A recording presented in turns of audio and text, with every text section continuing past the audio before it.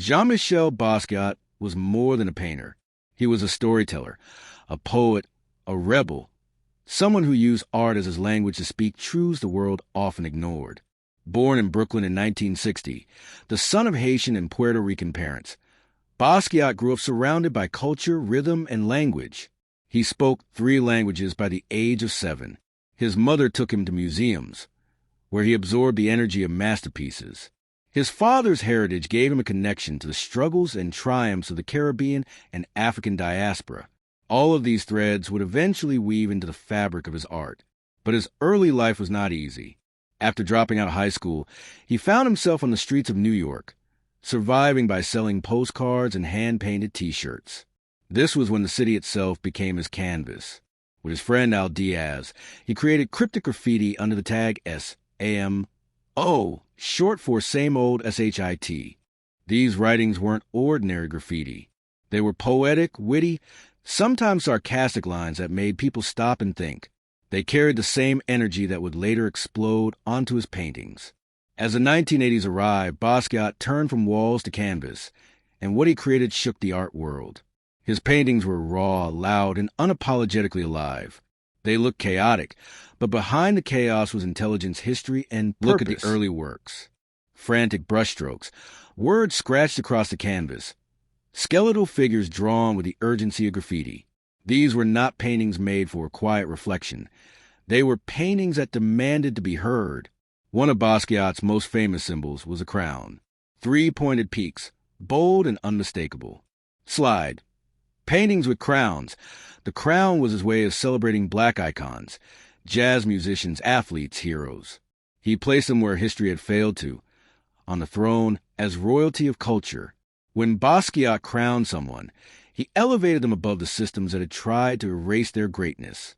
Skulls and anatomy also appear again and again. Basquiat had been fascinated by anatomy since childhood, when his mother gave him a copy of Gray's Anatomy after a car accident. These bones, organs, and skeletal figures weren't just medical studies. They were symbols of mortality, reminders of fragility of life, and sometimes metaphors for how black bodies were dissected and dehumanized by society. Notice the energy. Bright colors clash violently. Figures twist and distort. Words appear, only to be crossed out. Basquiat once explained that when he crossed out words, it was to draw attention to them, to force you to see what others might try to erase.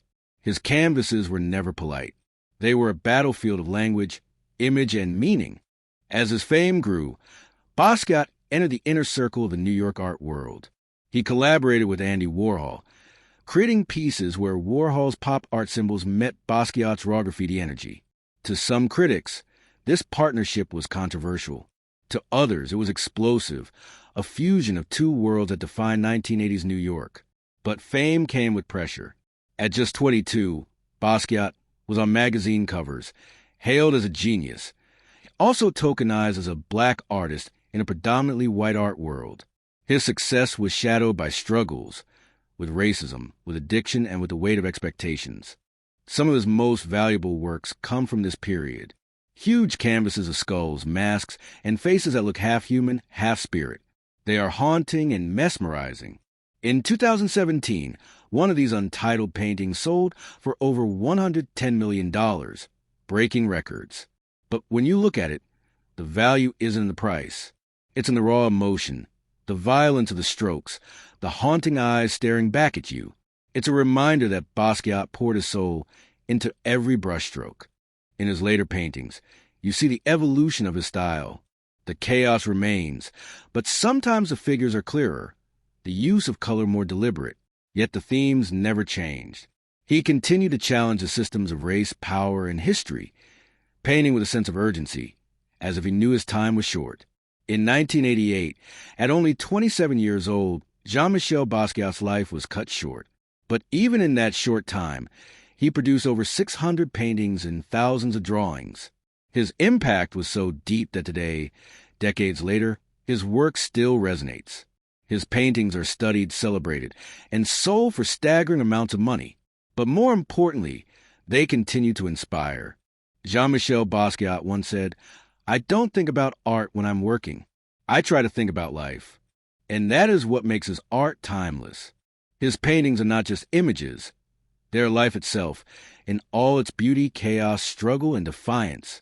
Today, when we see his crowns, his skulls, his words scattered across the canvas, we don't just see art.